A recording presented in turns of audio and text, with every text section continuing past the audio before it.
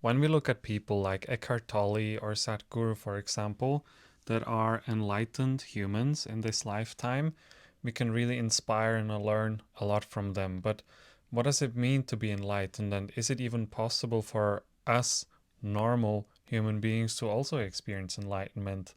And I have a little greater understanding after some meditation today that what they have experienced was that they basically are able to put themselves out of the video game.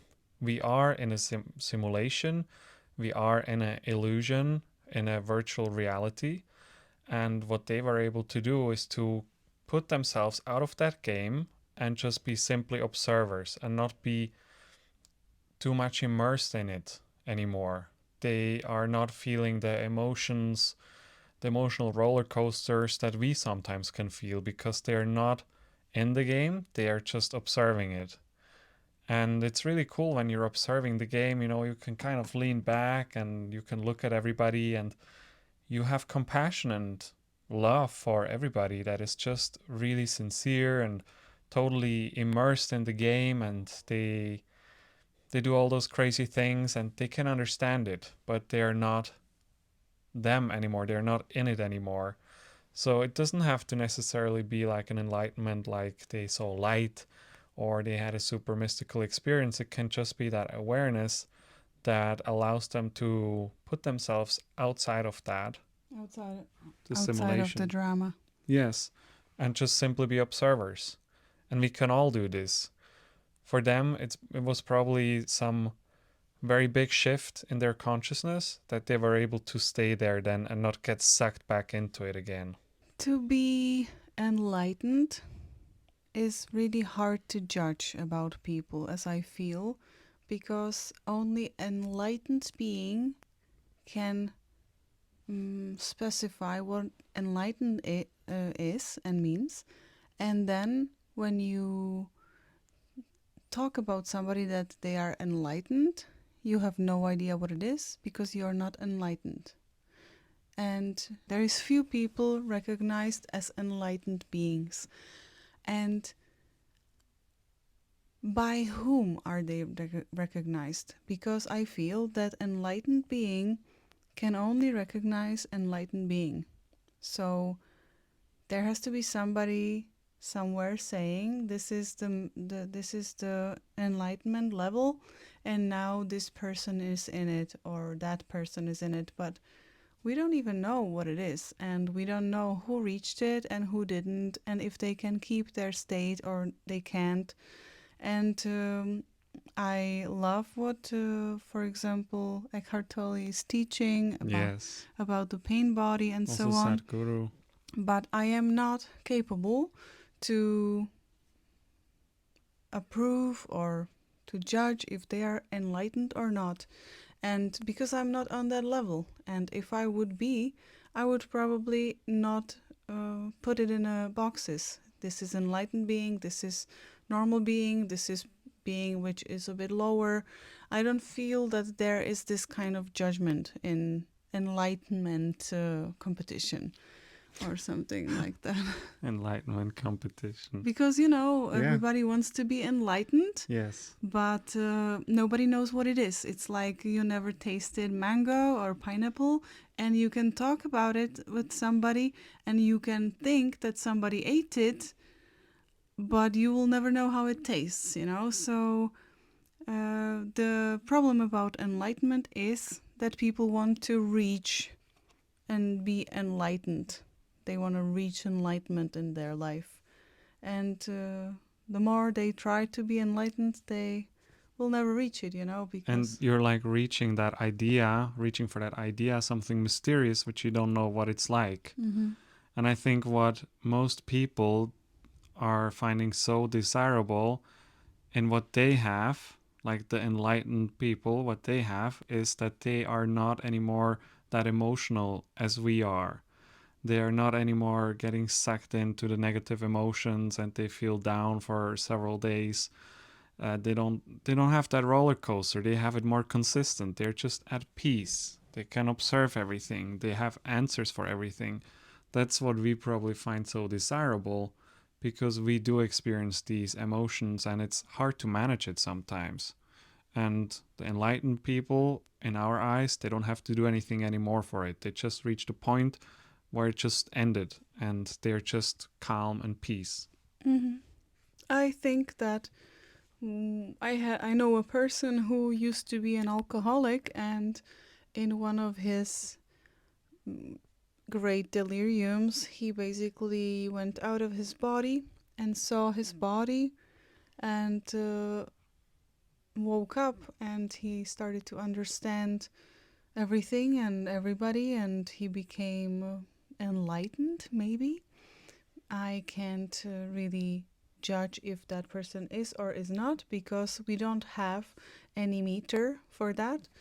But he's very philosophical, and he says that it's all the game. He still talks how we play this game, and if you want to play a game for parenthood, about parenthood, or if you want to play a game that you are chasing money, or playing game that you are healing your body, or whatever, it's just games that we are playing and masks which we are dressing into. And those people, sometimes they had also Eckhart Tolle. I think he had some hard time, and then it was so unbearable, and already, like in his book he's explaining it, how he was homeless, or I'm He not. was sitting on a bench, I Yeah, think, and it just clicked.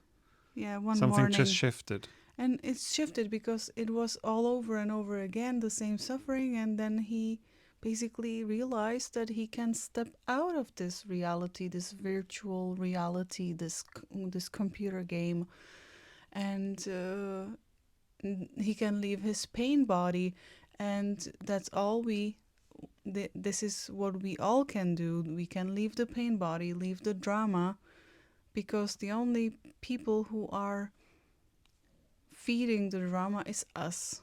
So watch the Kill Core chapter if you would like to know more about this drama, wrestling back and forth, how to not fall for your drama, for whatever you think that you have to overcome in this lifetime. Because there is actually nothing to overcome for enlightened or very present being. Because enlightenment is also presence, right? They are all the time in Yes, the now. Yeah. yes. And you can look at Sadhguru's YouTube channel. He basically has an answer for any of life's questions that he could have. And it always comes back to that. He never says that it's a computer game, but it always comes back to that it's just a game and we're playing it and we are making it up. We're making up those sad stories and the dramas and the suffering. It's all mind made. And Mm-hmm. that's why we see them as enlightened, because they're out of that. Mm-hmm. Mm-hmm. We also can see back in the days there was Osho, very big mystic, and he used to wear all the Rolexes on the watch. He had like 30 or I don't know all over his hands, and he was just playing this mind game with people. Oh, okay, I have this, and he was I've seen standing. also some really funny videos where he's just making also fun of people, Yeah, of not of people. I think the mind. of He the just made mind. the Yes. find. Yeah, people are not. People are amazing beings. They are Mm-hmm. very genuine and clean and pure. But the mind is the problem. It's a great gift, and it's also a great curse. The mind. And it's because of our inability to be able to manage the mind properly. Otherwise, it can be our biggest gift. If you are, by any chance, you are not enlightened, don't feel bad for it, because nobody has enlightenment meter yet, and who says they are enlightened is probably a person who is not, because usually people who are wouldn't even judge it this way, and wouldn't even they wouldn't talk about themselves like this. They would maybe talk about that they are very present, or whatever, very humble. Yes, and sometimes you just have these glimpses in your own life where you just have like a greater understanding of your life, greater understanding of reality. It can be in meditation, sometimes it can just be simply a little click and you understand something more. It's like, wow, I all my life perceived it that way, but it is actually not that way. It is different. And that's so interesting in this journey to still have like these new ideas and new understandings and still keep evolving and stretching our Mm. mind basically. And I believe that our prescribers are usually people who have experienced some dark night of the souls or dark days of the souls, or basically the you had to walk the dark forests and valleys in your own mind, in your own realities. And sometimes you have to juggle so many things in life that you feel like it's almost impossible to make it going, to you can't keep this machine going.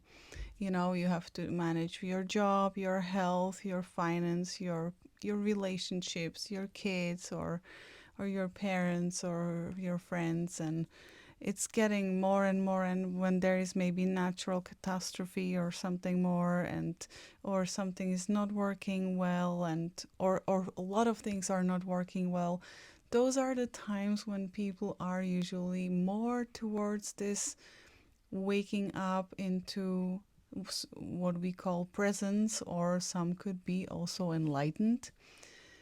But it's like it becomes more bright for them. That's why we call about enlightened, because it's bright, it's full of light. All of a sudden, it makes sense because it's full of light. And yeah, and people are sometimes forced to go on that edge to realize that if they just give up, surrender, let go, and just become like just here and now, nothing will happen and the world is going to still be here tomorrow.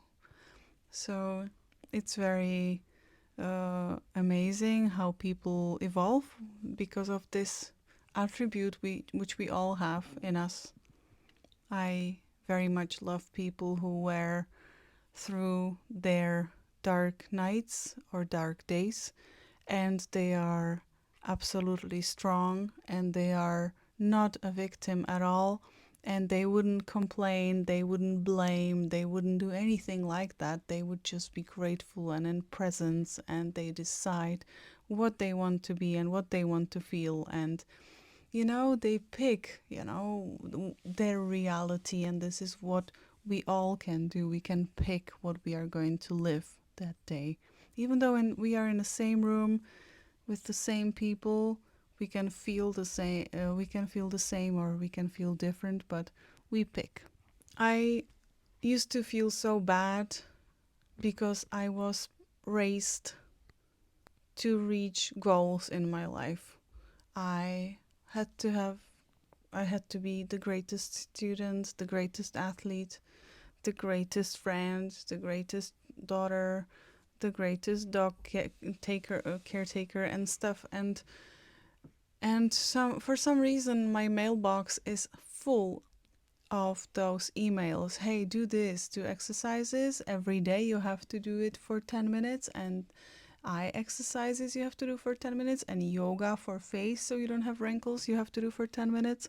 And it's adding up. And I was just cleaning my mailbox today, and I realized how many people are doing so many amazing things, but if they are all meeting in my mailbox, I have to just let them all go to be free. And that's what you do. Actually, we are like an email, like a mailbox. We have there all those advertisements: buy this course, this is gonna save you, and this course because you will move better and your spine health will be better, or your pelvic floor, or whatever, your relationships, you name it. And then you just clean it up and you throw it in that trash, how do they call it on The trash the can. trash, and you feel like, oh, I could have read all of it and do all of it, but you will never do that because it's so many information everywhere. And this is like just a illustration for you how to imagine yourself, how to be more present. Just let it all go, and you have a clean slate. You have basically nothing to read in your mailbox, in the spam, or wherever you have just important stuff. And this is how you pick, I'm solving my important things. I'm gonna unsubscribe for these and these and these sites, and they are not going to come into my mailbox because I pick. I'm not going to be drawn, or I'm not going to be manipulated into something which I don't want to anymore. So, and then we do it in our life, and it's the same system, and it's amazing. And then you can become very present because there is nothing really else to do, and nothing more important to do. Because once you're present with your partner, with your business, with your body, with your family, what else is more? What's more to give to them than your presence and your energy?